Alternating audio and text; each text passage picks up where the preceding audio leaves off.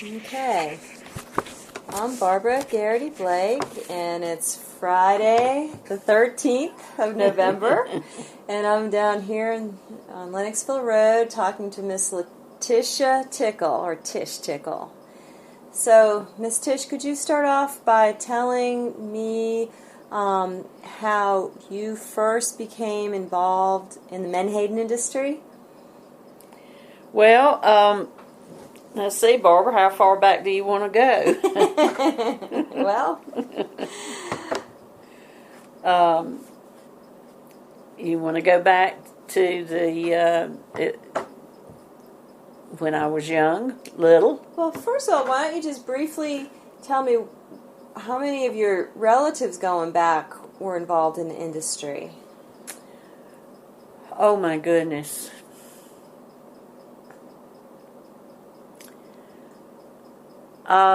Well, according to Mother, she and her family, she came with her family down here to Lennoxville From Smyrna, where they were living. When she was 5.5 years old, and Mother was born July 15th in 1909.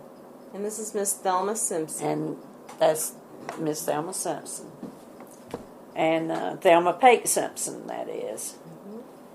And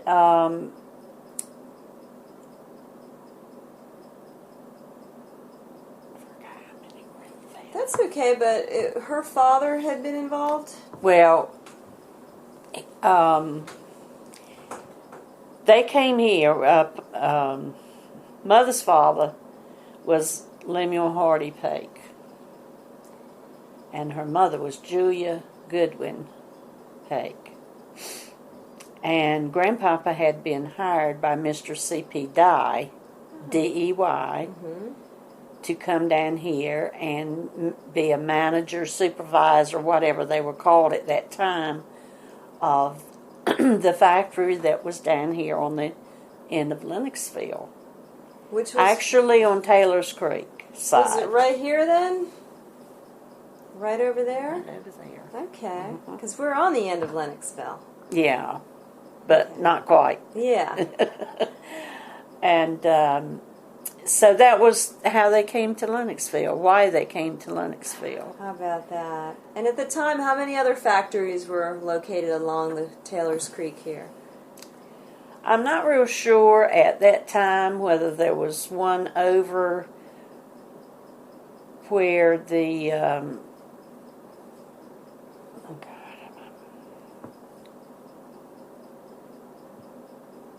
Taylor's Creek subdivision is now. Where Standard Products used to be? Standard Products. It was called Humphreys at one time. And one time it was called Lambert Morris's factory, and he was from Atlanta. Lambert Morris was. Okay. He was a judge, Oh. as I recall. And then Beaufort Fisheries was there, of course. And I'm not sure if Beaufort Fisheries, I'm not sure when they started up. I'm not sure, really. But he came down here to be manager at the C.P. Dye factory. And as was the custom back then, everybody helped everybody. And so if there was a job opening in the factory, on the boats, or anything, you know, that Grandpapa would have, where he would have been able to help any of his relatives, he did. And what was his name? Lemuel Hardy. Okay, Pake. so then your grandfather on the other side also is in the industry. Okay. Yeah. And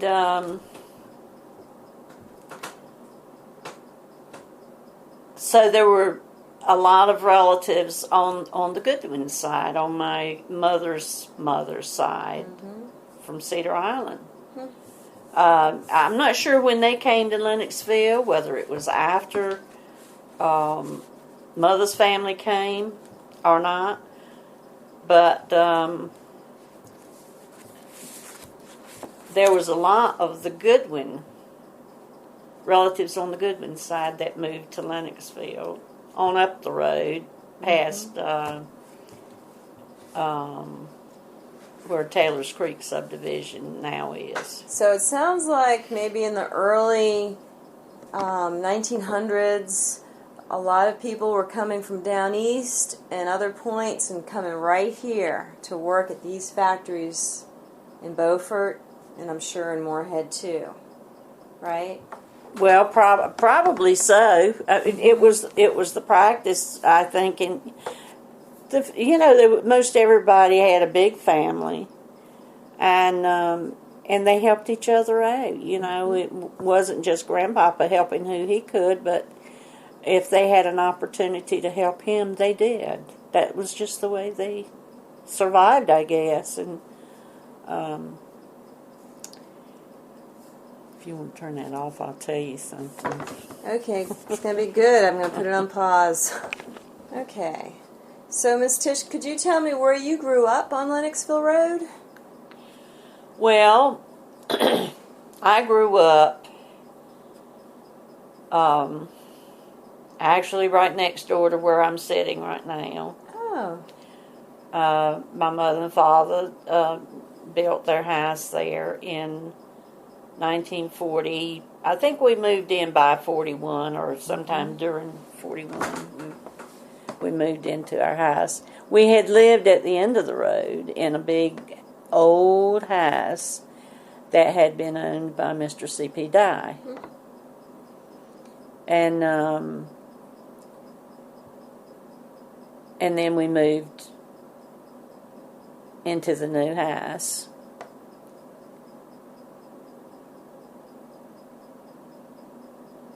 And what?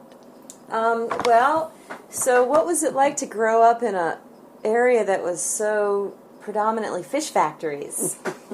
What was that like? Well, I don't know, because it's all I ever knew, so. I told somebody the other day that I always felt like we lived in the country. Mm-hmm. And they said, well, they never felt that way. I think it was my sister I was telling. And I said, well, I guess it was like you were either in town or in the country. And so I figured we were in the country. This felt like it wasn't in town. Right. Yeah.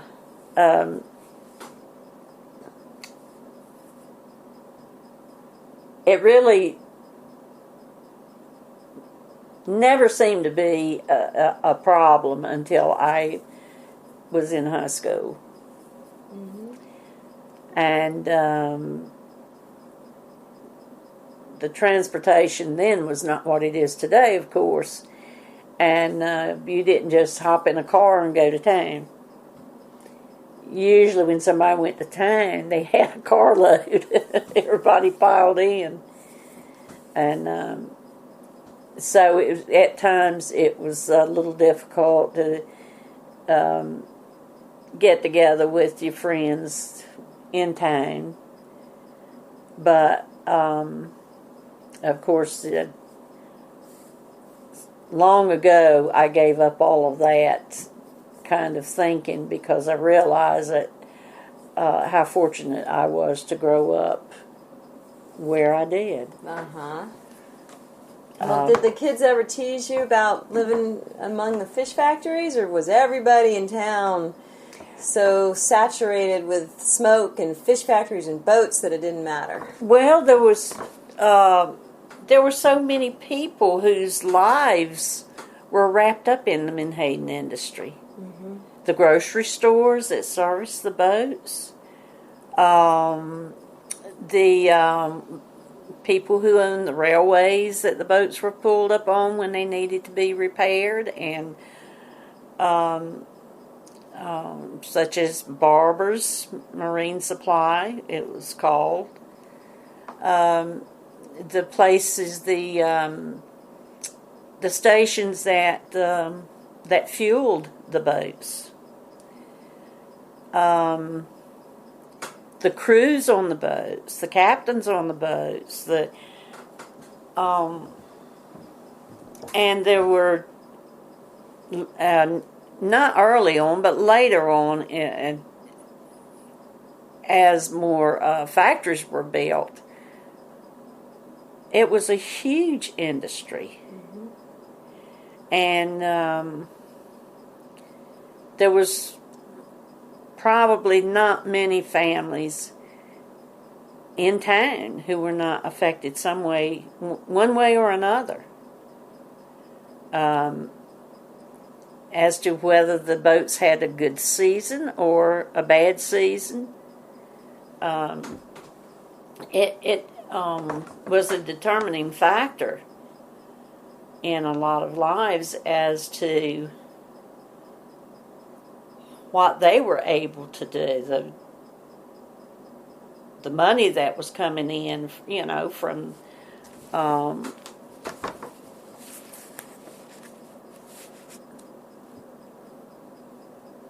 the paychecks, and which depended on the amount of fish that was caught. So it really was huge. And for a little fishing village like Beaufort,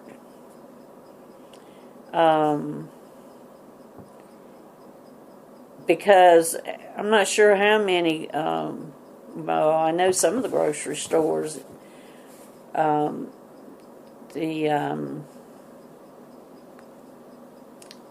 was Potter's Grocery, there was City Grocery,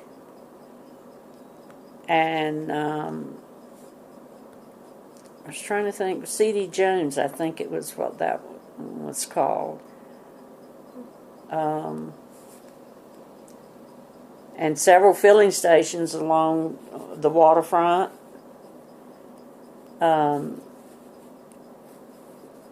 fueled up the boats.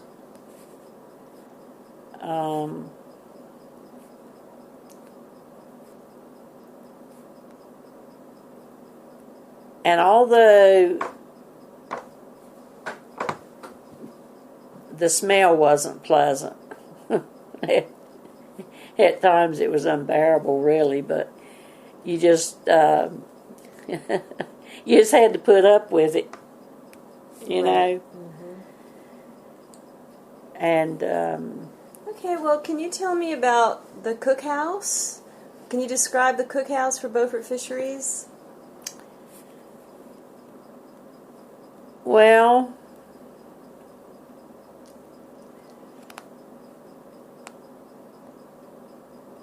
it was a 2-story building. There were living quarters upstairs, or the rooms that could be made into living quarters, in which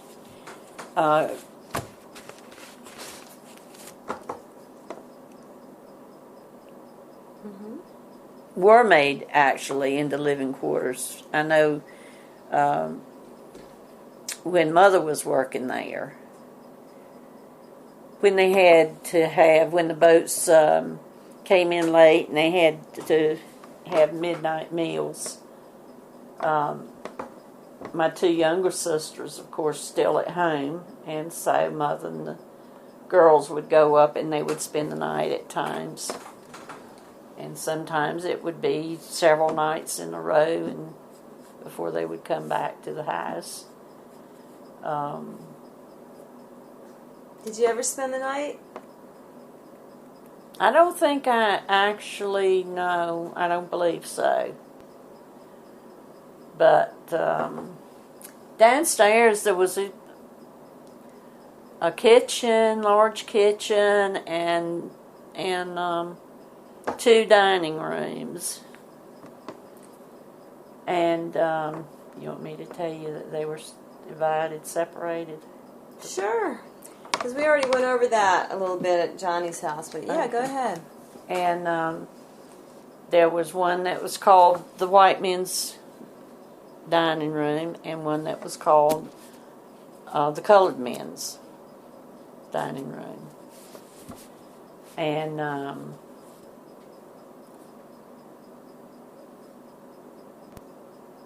they had good food. Mm-hmm. And I know when my mama was cooking, I know she put good meals out. Anybody that was ever at Mama's house could attest to that fact. Well, did your family ever eat there? Oh, yes. Yeah. So can you tell me about some of the food that she cooked? Well, she cooked, they served the men basically what we ate. I mean, what we were used to.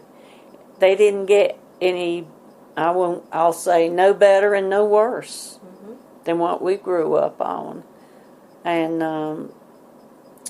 I mean, when they had pork chops, they would have fried pork chops, and they had a lot of mashed potatoes and gravies and light rolls and biscuits and fresh vegetables and wonderful breakfast. And I'll tell you this, and you might not appreciate it too much, but I can see my brother. People have a way of, they decide this is the way I'm going to do it. I don't care how it was done before. And I'm not sure if he learned this from the man that was working there before him or not.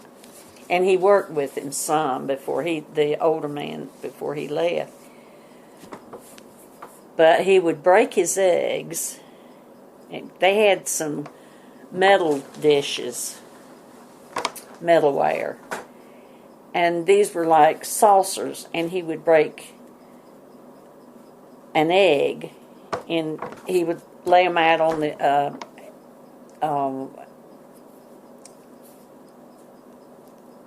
countertop, I'll say. Actually, it was a separate table at the end of the stove.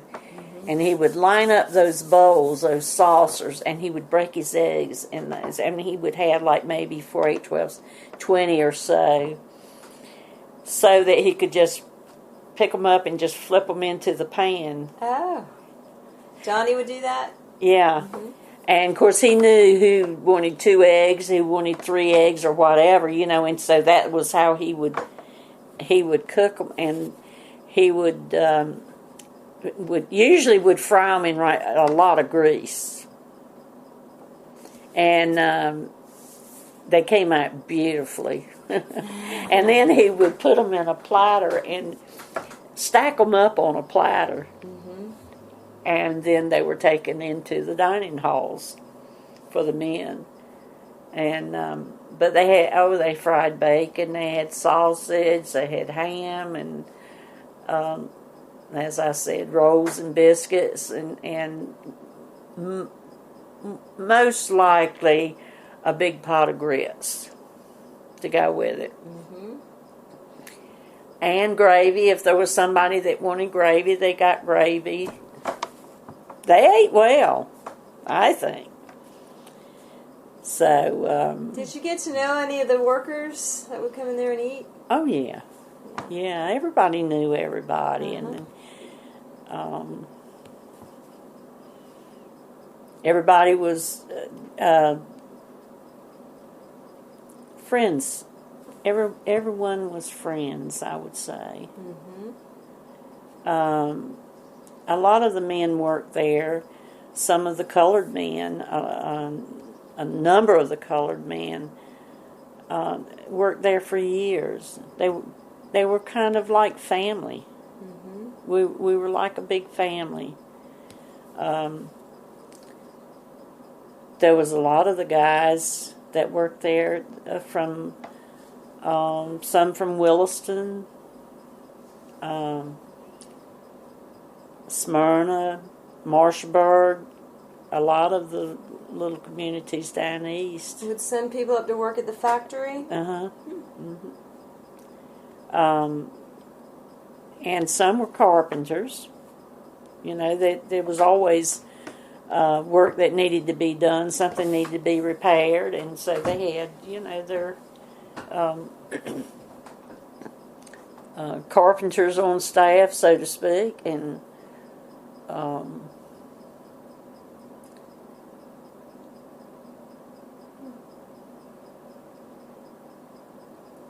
So when did you actually cook at the cookhouse? Were you sort of filling in when they needed you, or did you work there steady for a while? No. I'm not sure. I think it was it was either Thanksgiving or Christmas, or it could have been both one year. And I'm going to say it could have been around in the '60s, early '60s, and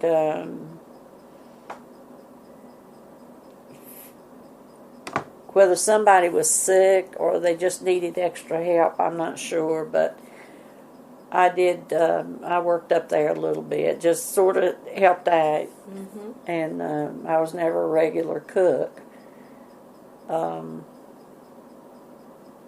But and one of my other sisters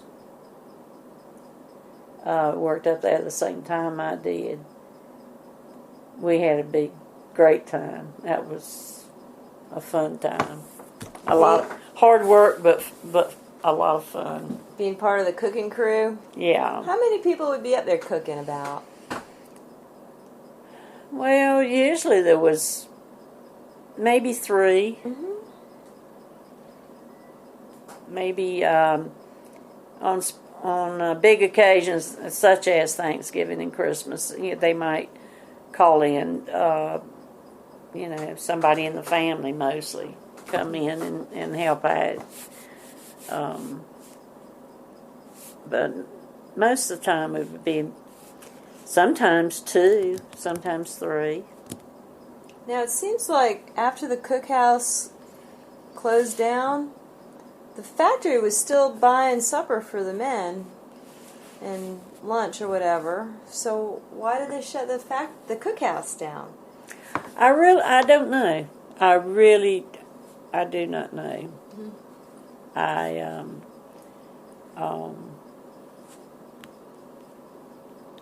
I kind of lost interest in it, I guess you'd say, from the time. Actually, now, Daddy died in 1972, so 37 years, I guess it's been. Kind of find that hard to believe, but I guess it has been that long. And what was his job when he... He was superintendent of the factory. That's right. That's what he was. Which is what Johnny ended up doing. Mm-hmm. Okay. Mm-hmm. Yeah. Now, my husband went to work for the fishmeal company in 1957. Which was Harvey Smith's place? Mm-hmm. And he remained with them for about 7 years, 57 to 64. And we went to Cameron, Louisiana, to the factory there, to the Smith plant there, during the fishing season for those years. He was a bookkeeper, worked in the office. In fact, I had a picture, and I don't know what's happened, but in fact, I had 2 that aren't here.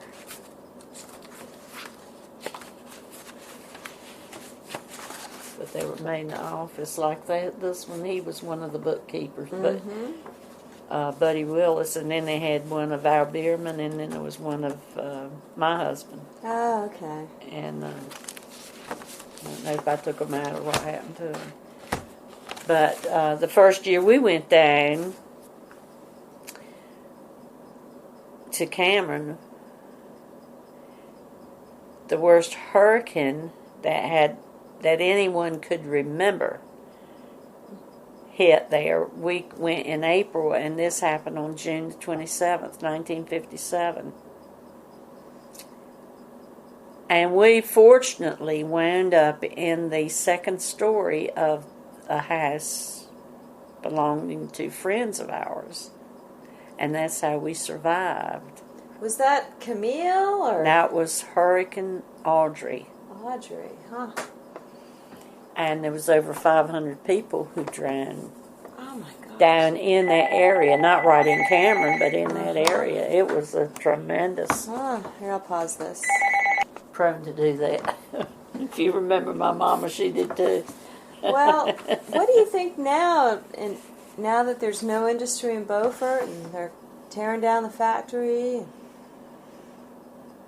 Well, I think it's sad in a lot of ways.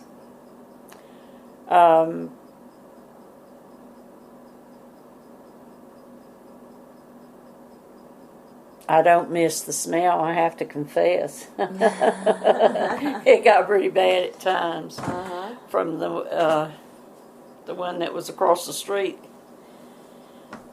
But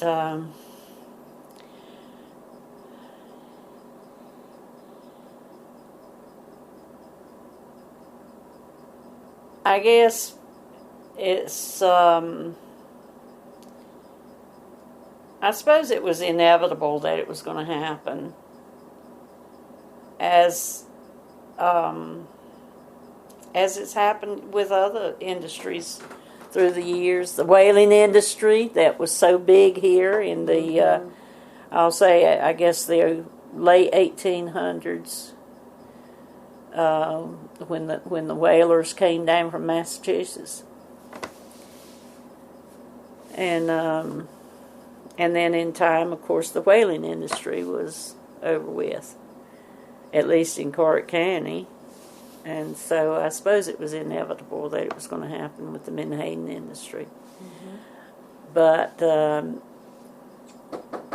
I think it's kind of, you miss... Hey. Here, I'll pause that. Could you describe the smell to me?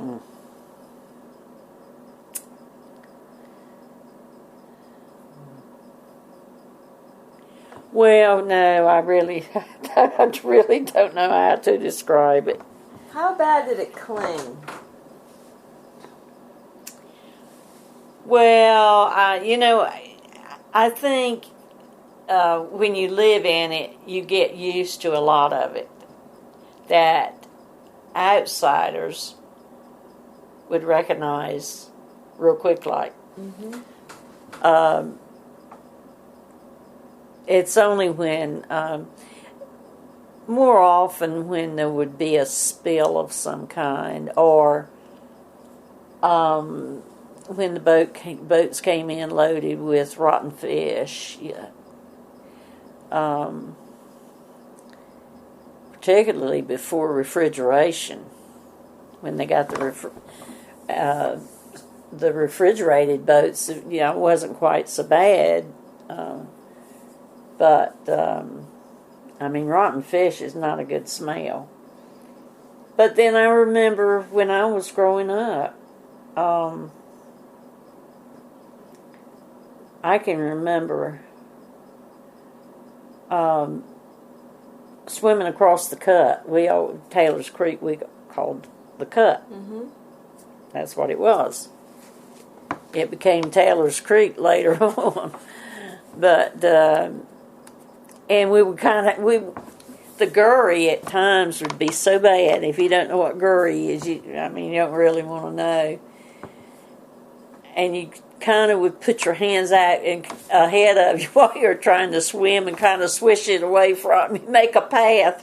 Was that the sort of the foam? It's sort of like, because see, they'd wash the hold of the boat out. So it might be some solids and foam. Yeah, and guts and feathers. Not feathers, of course, but a combination of it all. Whatever was left in the hold of the boat, and they would wash it out as they came back down the cut. After they had unloaded the fish, and And we would fuss about it, and we'd make faces and talk about how bad it smelled, and we got it all over our clothes and all that.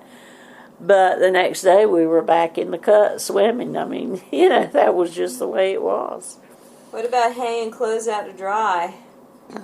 Well, at times now that wasn't real pleasant when you would hang them on the line, and then you'd go take them in, and you felt like they were dirtier than they were when you hung them out because they smelled so bad.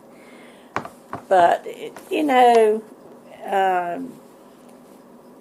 really wasn't that bad. Yeah. It just seemed like it at the time, And then I think as you go on through life that so many things happen that are so much worse. When you look back on those times, say, hey, that wasn't that bad. So, I don't think I would trade my life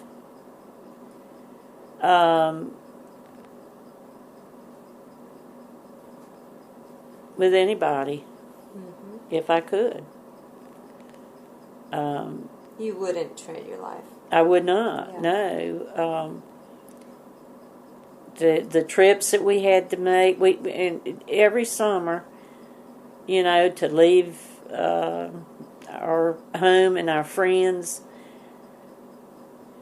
and usually when we were going to New Jersey and Delaware, because I remember more of that. We didn't actually know where we were going to live for those 3 months. And who our neighbors were going to be, or so in a way it was exciting, and in a way you dreaded it, and you just so looked forward to when you got home, and you could go back swimming in the cut and the things that you're used to. Mm-hmm. But we met so many people that we would never have met. We saw a lot of things that we would never have seen. Did you meet people of other ethnicities? Were there? Oh yeah. Like. Mm-hmm. Well, one in Port Monmouth in particular. There, right. One year anyway, I think it was just 1 year that we lived in this particular house, and there were a lot of, they called them cabins, that were right close to the house that we lived in. And people came from New York, from the different boroughs, which I'd never understood back then, what the boroughs were, but there were, I'm going to say, Spanish, Mexican.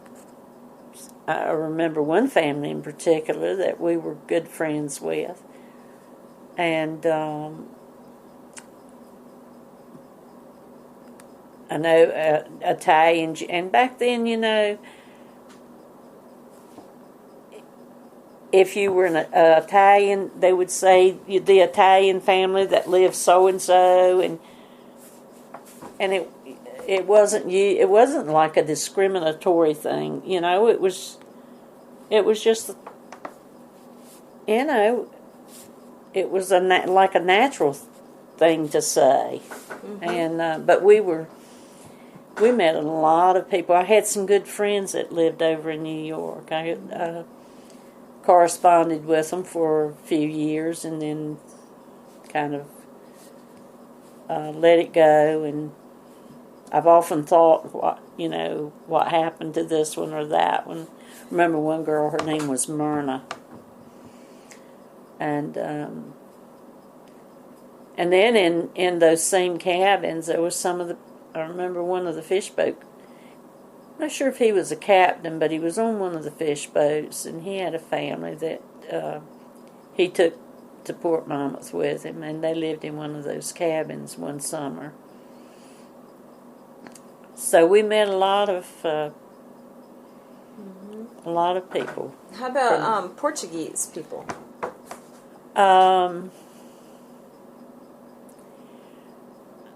I don't recall. If there was, I don't remember. Yeah. Anyone saying that they were Portuguese. I know one of Mother's sisters and her family lived in Jersey City. The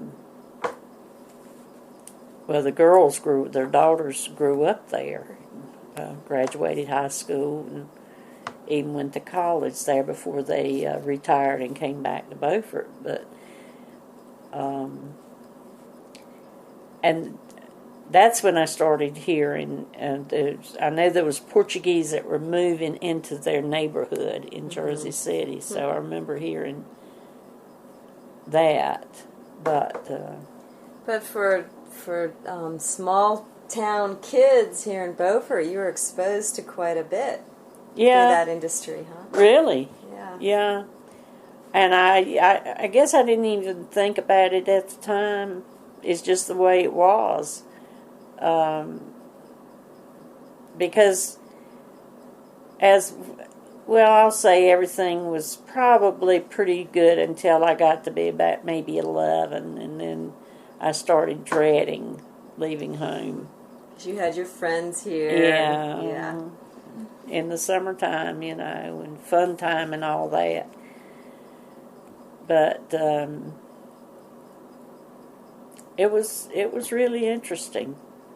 Well, is there anything else you'd like to add?